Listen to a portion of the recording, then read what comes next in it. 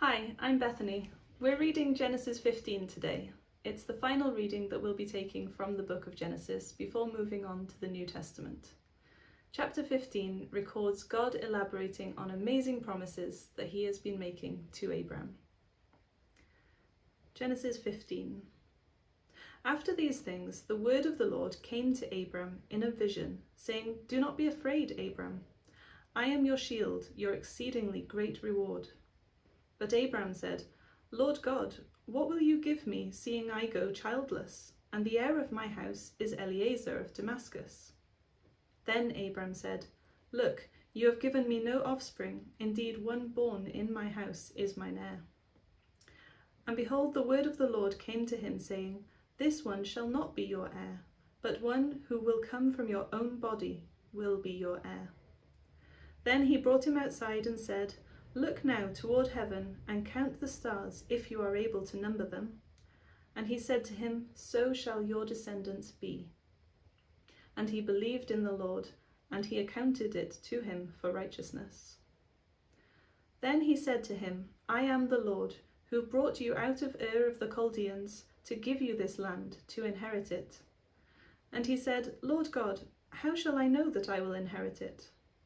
So he said to him, "Bring me a 3-year-old heifer, a 3-year-old female goat, a 3-year-old ram, a turtle dove, and a young pigeon." Then he brought all these to him, and cut them in two down the middle, and placed each piece opposite the other. But he did not cut the 2 birds in two. And when the vultures came down on the carcasses, Abram drove them away. Now when the sun was going down, a deep sleep fell upon Abram. And behold, horror and darkness fell upon him. Then he said to Abram, "Know certainly that your descendants will be strangers in a land that is not theirs, and will serve them, and they will afflict them 400 years. And also the nation whom they serve I will judge. Afterward they shall come out with great possessions. Now as for you, you shall go to your fathers in peace. You shall be buried at a good old age. But in the 4th generation they shall return here, for the iniquity of the Amorites is not yet complete." And it came to pass, when the sun went down and it was dark, that behold, there appeared a smoking oven and a burning torch that passed between those pieces.